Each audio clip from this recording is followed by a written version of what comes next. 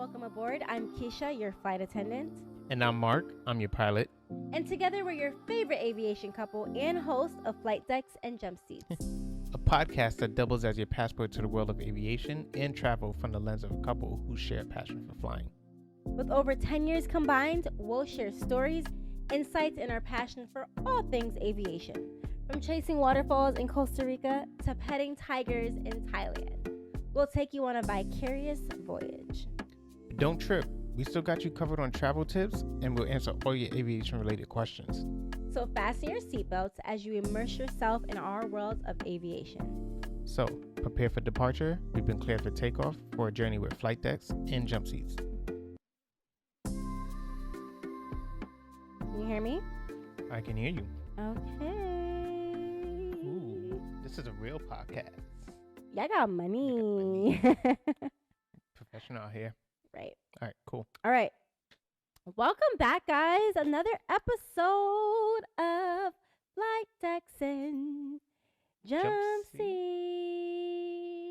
Oh, that wasn't really good. That was the 50s radio intro. It's like, welcome aboard Flight Decks and Jump Seats. I used to get, so fun fact about me, guys, I used to be the announcement girl in high school. So like, I'm that girl. So I've been waiting my entire life for this very moment. So welcome aboard Flight Decks and Jump Seats. So best believe I'm your host, Keisha, with my co-host, Mark Lynn. Woo. Okay. And you know what's crazy? So talk to me.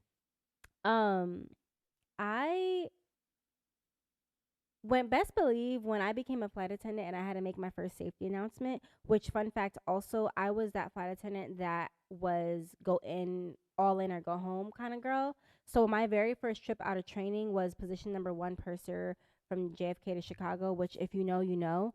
That is one of the most busy not routes. If you know. I mean, we're here to talk about aviation, so just tell them.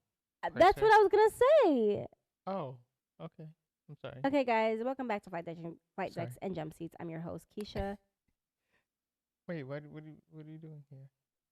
Because we just kind of started off rip. Bloopers. No, that was fine.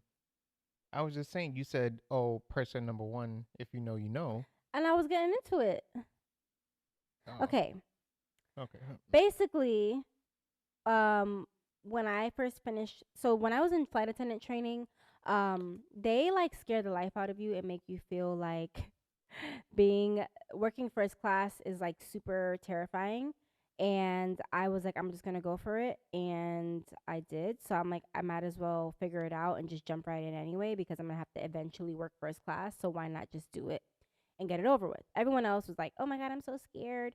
And when they would ask questions like, who's going to work first class or who's going to be purser? And I was like one of maybe 2 or 3 other students in my class who wanted to be like that girl. I'm just that girl. I like to take risks. I like to just jump into things. And I kind of been that way my whole life. Okay. But anyway, so that is why I love public speaking. I, took that chance. And, when I first had to make that announcement, I was ready. I was like, welcome aboard flight 123 on your way to JFK or on your way to Miami. We're going into John F. Kennedy International Airport. Flying time is 3 hours and 20 minutes. 3 hours and 20 minutes? I don't know. Where are we going from? We're going from Dallas Fort Worth to John F. Kennedy International Airport. Our flying time is 3 hours and 20 minutes. I thought that was like 2 hours 40 tops. With good tailwinds. With a headwind will slow you down, So, some headwinds. But usually got tailwinds. Yeah, tailwinds like 2 hours and 45 minutes. It's okay. Yeah, we usually have tailwinds going from west to east. Fun fact. Yeah. So if you're ever going from the East Coast to the West Coast, typically your flight is a little bit longer versus going from the West Coast to the East Coast. You learn that very quickly because flight time is always so imperative, because it's very easy to A, lose track of time in the sky. B, you want to get home or to your layover, so you're counting every minute. 3, you want to get off this metal tin in the sky. Well, not just that. I mean, it benefits everybody. It benefits you as a passenger. Yeah. because, like you said, you get there faster Mhm. and whatnot, right? Yeah. But if you're fighting a massive headwind on your way to a destination, you're gonna burn a lot more fuel. It's gonna cost the company that much more money to operate that aircraft. What does this have to do with the time? We were talking about headwinds. Yeah, the time is gonna take longer to get from point A to point B, Okay. which means you're gonna be on a plane longer. Uh huh. It's gonna cost the company more money, Uh huh. and eventually, if they keep flying in headwinds, because at high altitudes you're gonna usually get those tailwinds. Mhm. If you're going This in a is the certain pilot direction, version I of Mark know, coming out. He but does this all the my time where I'm point talking about is, something and he's like, "Oh, I'm gonna go into pilot talk." I'm reinforcing your point. Yes. It's the fact that everybody wants tailwinds. We all want tailwinds. Like I used to be like, Lord be a tailwind when I used to have to go. No, Everybody seriously. wants Like tailwinds. I would put it in my post. Like I'd be like, all right, I'm going to Europe today. Lord be a tailwind. Or if I know that it's a windy day and we're probably gonna have some headwinds, I'm like, Lord be a tailwind. I want to get here. But yes, we love our tailwinds. And if you don't know what a tailwind is, you want to just explain to them what those are, headwinds and tailwinds. So headwind is literally the if you have wind blowing in a direction that's coming head on in front of you. Mhm. Um, Whenever aircraft fly with the headwind, they tend to move slower over the ground. So your ground speed is basically how fast you're moving over the ground. And Mhm. if you have a headwind, you're gonna move slower. It's gonna take you longer to cover distance, cover that land distance. If you have a tailwind, it does the exact opposite. It pushes you. So imagine if you were outside in a hurricane or something and you're walking into the wind, and how you see those people walking like they're struggling, but then Mhm. you turn your back to that wind Yeah. and you try walking and that thing is pushing you. Mm. Yeah, it's the same Yeah. thing. And what's the tailwind? That's the tailwind. Oh yes, If we the just said tailwind is that. from behind you and it's pushing you. Sorry, I blanked out for a little bit because he gets really excited. And I'm like, yeah. Okay. So, So anyways, yeah. what is our briefing today? Today we are on our second episode. Mm-hmm. You said we're on tail number November 002 Fox Juliet. Juliet. Uh-huh. And And where are we we are going? going, we are still, we're going to do a round robin to Miami, back to this Black Travel Summit, Mm-hmm. and leg two. And we are going to be talking with Rafael Pena. Yes, Rafael Well, you're Pena. talking to Rafael I'm Pena, talking to but Rafael Flight Decks and Pena. Jump Seats is interviewing. Yes. So, Rafael Pena is a long lost friend, I can say. We met in New York when I was like working in television, film, all these different things. I wore many hats, and we met doing at an event, and we've both been in the industry since. So fast forward, he like decides to quit his job, move across the Yeah, that was world. crazy. Like, Yeah, he's he was talking about, oh, I just picked up and moved to Thailand and lived to Thailand during the yeah. pandemic, and it was Yeah. like, what? So for those of you that But don't know Rafael Pena is a multifaceted writer, contributor, world yeah, traveler, expert. Black He writes Travel Noir, Yeah, he Black writes for Travel Enterprise. Noir, Black Enterprise, MSN, Yahoo. The list goes on and Yeah, on. He is an amazing writer. You might have read his articles in a news publication and not have realized, or a magazine. So if you haven't, definitely check him out. But yes, I had an interview with him, which was so dope, just to kind of catch up one, and also to just see his journey and where um, he takes his travels and what he writes about. And I just love how he's bringing awareness to the world about, not only travel, but travel in the Black community yeah. and different things that you can do outside the norm. So, yeah, we're going to get into that episode with Raphael. Let's do it. Yeah. Okay, guys, so it's another episode of Flight Decks and Jump Seats. We have a special guest here today. His name is Rafael Pena. Got it. Yes, he's from Travel Noir. He's also a distant friend. I haven't seen him in years. We met in New York at an industry event years ago. So it's so funny how full circle moments happen. So yes, tell us what brings you to Black Travel Summit, where you're from, and how you think this brand can help the industry. Yeah, so as you mentioned, yeah, right now I'm a writer for Travel Noir. But before that, I was a serious world traveler. 2019, quit my job, and me and my fiance, we moved to Thailand for like a year. Come on now. Yeah, and we spent the year there, and then we traveled through Europe, and then the pandemic hit like around 2020, and we were stuck in like Buenos Aires, Argentina, and then from there it was kind of like we did the 4 months, real hard time out there, but we were eating dollar steaks and drinking 50-cent wine and just like living a very simple, peaceful life, while it was madness all over the world. Then in 2020, I had to come back eventually for personal reasons, and came back to the States and moved to Atlanta. Atlanta? Yeah. Okay. And then from there, I just reached out to my network. As you said, we met at an industry event. I used to do a lot of like nightlife and events back in New York. And I just reached out and I said, hey, I need to do something creative. And next thing you know, what started as 3 articles a week became 100 articles a month. And yeah, now I'm, full-time writer. And I'm also writing for Black Enterprise as well. I love that. That's amazing. I love the growth. First of all, what stood out to me was quit your job and you moved across the world to Thailand. Mark and I were there for about 2 weeks, and it was like a culture shock. I'm surprised y'all didn't stay there. You know what? We were this close to. Seriously. What they got planes over there, You can search it. And you know what? You feel like royalty over there. Your money goes so far. It's like, wow. It's beautiful. What part of Thailand were you in? I was in Bangkok, but I was a little bit outside. Like, I guess if you're from New York, what you would call the Long Island of it. So I was in a town called Lac Prabang, and I was shopping in their markets. I was eating with them. Like, I was literally like, I have friends and everything, fully integrated into the country. Wow. Okay, I love that. So, with Travel Noir, like, what are your what things you like to write about? Like, what's your niche in terms of what intrigues you the most? Like, you came to our table, which we're so grateful for.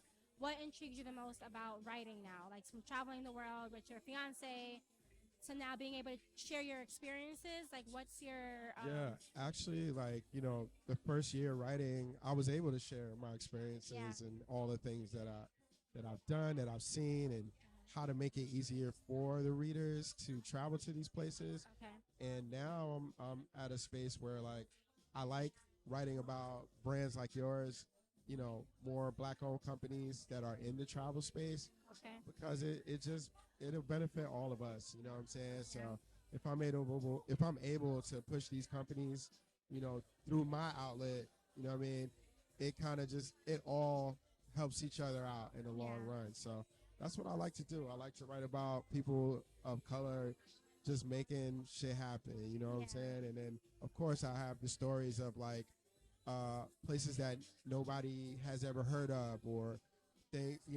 places to go outside of Cancun and Miami and things like that.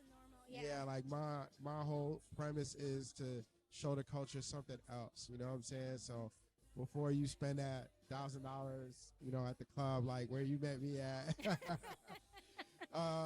before you buy a bottle section, just think about it. Be like, hey, you could live in Thailand for a month with that bottle purchase. You know what I'm saying? So I just want the culture to do better, and I feel like they already are doing better. I'm just here to keep pushing it some more. Well, thank you for everything that you've done. I love that you're able to share those experiences and bring in awareness to our community. Also, so there's one thing that we do here at Just Executive. It's finding your cruising gratitude. Okay. Your cruising gratitude is all about what's your mantra that keeps you going. You've traveled around the world, like you're still in the industry now, you're working all the time. What's something that keeps you balanced? Is there a slogan, and is there a thing that you do, an activity? Oh, this is perfect. I just tapped in maybe about a month ago when I secured the Black Enterprise position. Okay. I just got into Mamba mentality, my man Kobe. All right. So yeah, every time I wake up, I put on like a little Kobe inspirational clip. Even when I'm down and I don't feel like writing, because I write from like 6 in the morning to 6 p.m. Wow. So in the middle of the day, just to get inspired, it's not like Kobe. So I'm Mamba mentality all day. I love that. It's a great way to end it. Well, thank you, Rafael, for coming on the show, Flight Decks and Jump Seats. Thank you. Appreciate you guys can tell them where they can follow you. And oh yeah, definitely. Read my stories on travelnoir.com. Follow me on Instagram. I mean, that's the best place to follow me, honestly. But you could follow me on Twitter or X, whatever they want to call it, at I am Rafael Pena. There's no underscore, and Rafael's with an F. So I am Rafael Pena. All right. Thank you. Thank you. So, Wow. Wow. I mean, like I said, yeah. it was definitely crazy to hear how he just Yeah. picked up, moved up. away. Yeah. And shout out to his traded in wife. bottle, right? Yeah. Because, sis, that's a Fiance, lot. wife. Fiance, wife. He said fiance in the video. Yeah. I'm not sure if he's married now. I have to fact check that. We have to fact check that. But either way, his partner, yes. his ride or die. Ride or die. Significant other. Yeah. I mean, we have a similar story. But yeah. But yeah, I was saying that it's just like crazy to think that, you know, you pick up, you move out somewhere, you come back, but you're still able to do these writings. And like he said, he went from writing 3 articles a day. To like 3 articles a week. A week. To 100. To 100 a month, or something like that. Ask me to write a paragraph right now, being so far removed from college and anything from we used to write papers. I'm like, I mean, a paragraph about what? Yeah, and he said he does like from 6 a.m. to 6 p.m. So he works very long hours. But, you know, I was just talking about this because once you find your purpose and you do something tired, do something hungry, you do something, you know. You do it regardless. You do it regardless. You weather the storm. You weather the storm no matter what. And I feel like that's what purpose is. When you can find joy in doing something no matter what the circumstance may be, I think that is what your purpose is. And for me, I think that Rafael definitely has found his purpose in writing and finding intriguing stories and really going out of his way to travel the world, to do things that people like us don't normally do. But in general, just being able to bring awareness, and not just on one publication, but on multiple publications. So I am here for it. And shout out to Rafael for just, you know, bringing the word out. And if you don't already, go follow him. Yes. Go check him out. Yes. Check out his reading, his articles. Yes, for sure.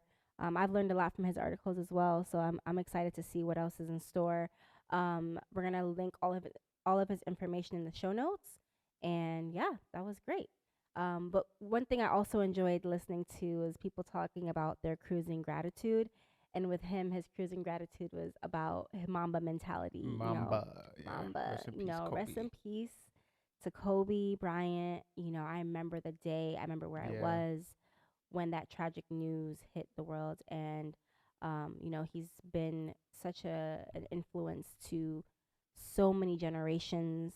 And to know that he listens to Kobe, or, you know, listen to one of his inspirational videos, that's his motivation, and to, you know, I love that. That was so beautiful. Oh man, like I love that. That reminded me of, like, you know, before when we were going through a rough patch in our careers, or kind of just, you know, going through a little rough patch in our relationship. I think you know, we're on a podcast, we're talking about each other, we're gonna be a little vulnerable here. I think we should talk about when we used to listen to Steve Harvey. You know, we would play Steve Harvey's episodes on YouTube. We would watch, like, literally a compilation video of, like, his inspirational quotes and stories. And you know, if you're an avid Family Feud watcher, you know he always likes to go off script at the end of an episode and talk to the crowd and always bring God into it, or inspirational moments, or his success, like rags to riches story. And I think the one that stands out to me all the time, and that I tell people, I was just talking about this other day, is that you have to believe in yourself, and you have to go against the grain all the time. And Steve said that when he was in school, they had an assignment to say what they want to be, right? You remember this one? I remember this one. And let me sit up for this one.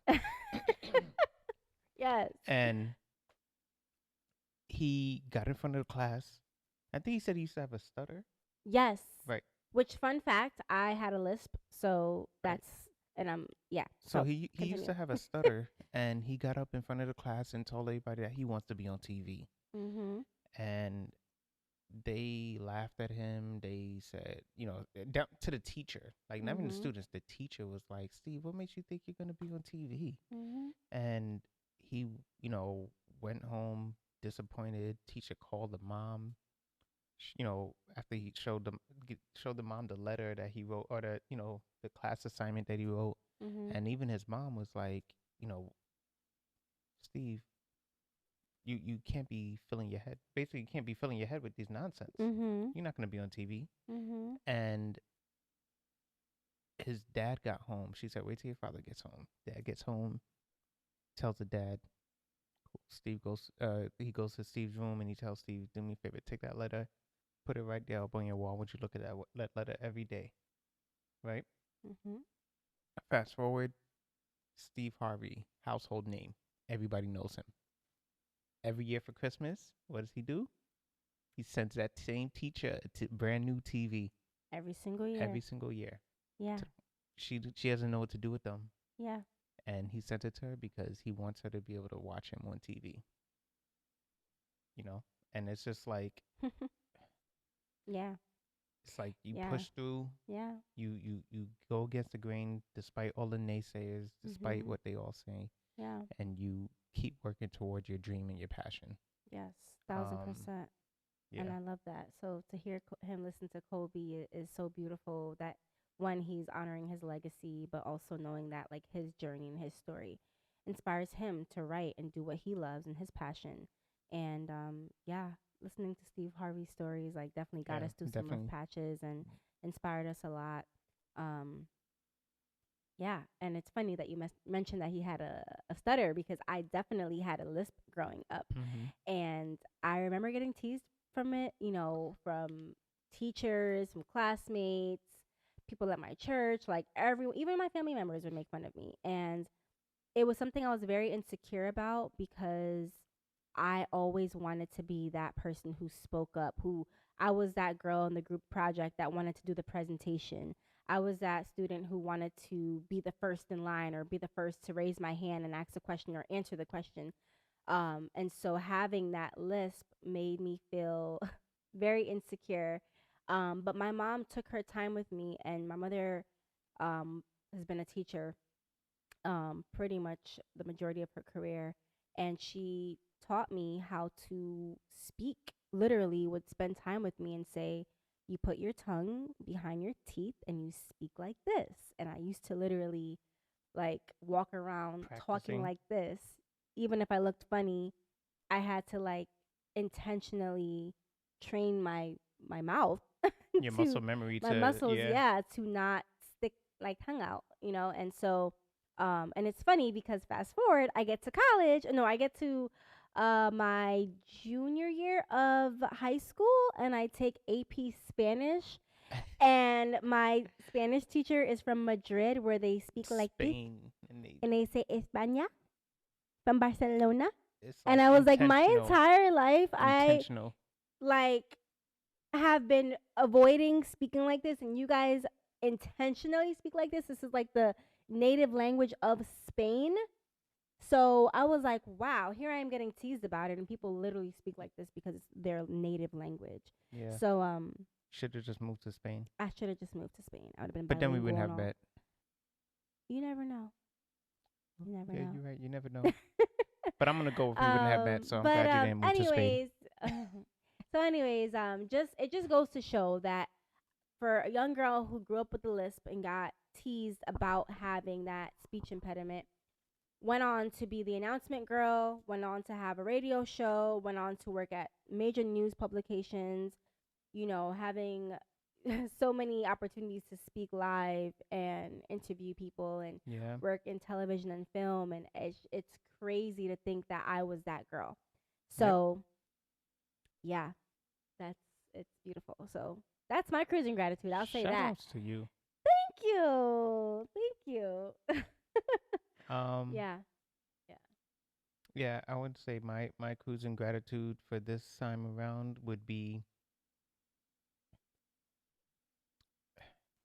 It might sound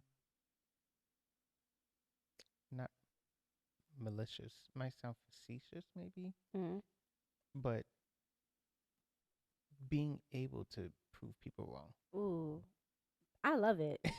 No, trust Being me, able I'm to here prove for them it. wrong. Being able to prove someone wrong is the sweetest Listen, I've satisfaction. had people, when I said I lost my business and everything, I said I'm gonna become a pilot. Mm, Are you sure you want to do that? mm. Hmm, hmm, yeah. Hmm. Yeah. So Yeah. I told them Yeah. I'm sure, and Yeah. I never looked back. And that's it. You know. Once you tell, like, at the end of the day, you're that person that has to look yourself in the mirror Yep. and you have to say, am I living in my purpose? Am I happy with what I'm doing, or am I just doing something to please others? Because a lot of times we'll overexert ourselves trying to please others or fitting in the status quo of what people think we should live our lives. And we're not living to enjoy our lives and be happy Mhm. with what decisions we've made, and also living in that purpose. And that includes family too. And that Like includes your very own that's one thing family. it took me a while to learn was Yeah. like, you know, Yeah. I can't make decisions for my life Mhm. just because it's gonna please the people that I love. Yeah. You have to Yeah. make decisions. First, you have to make decisions that it's kind of an idea of being selfish, but Yeah. you have to first make decisions for yourself because you have to love yourself first. Amen. Then you can consider the people that you love after that. Yeah. So don't make decisions on your life and what you're going to go through, what you have to deal with every day, Mhm. especially something as big as your career choice based on what's going to make other people happy. Yeah. You do it for what's going to make you happy first. And then find a way to make money out of it because it's 2023. Hello. TikTok Huh. is making people millionaires. Hello. So Yeah. where there's a Listen, will, there is a way there is a way. in There is a way. 2023. Yes. So- And I just thought about a song from my good soror Fantasia, and she goes, "Sometimes you gotta lose to win again." Mm-hmm. I wish I could sing it the way she sings it, but you guys get the point. Maybe we'll get the but rights yes. and we could play it at the end. Right, right. But yes, thank you guys for listening to this episode. I hope that brought you joy. I hope that it inspires you. I hope that those who are looking to get into aviation or whatever your passion is, for travel, for your career, any changes you want to make, it is never too late. You're not too old. And always know that there's Nope. someone out there that can inspire you, who has gone through a struggle in life. It may not be your exact struggle, but there have been literally books written about pain and struggle and overcoming. So if you're ever feeling like you're afraid, or that it's, just having an insecurity. And if you're not sure of what it is that you want to do, try everything. Try it. Try It doesn't hurt. everything. Yeah.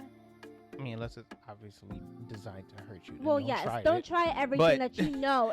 Don't do, like, what does Sarah Jakes Roberts always say? She goes, you know better, but you don't do better. Like, let's use logic here and know that, okay, I know I probably shouldn't touch that hot stove. Right. So let me not touch that hot stove. Because you've been burned once, or even if your mama says don't touch the stove. Anyways, thank you all for listening to this episode of Flight Decks and Jump Seats, and we'll catch you guys next time. Later.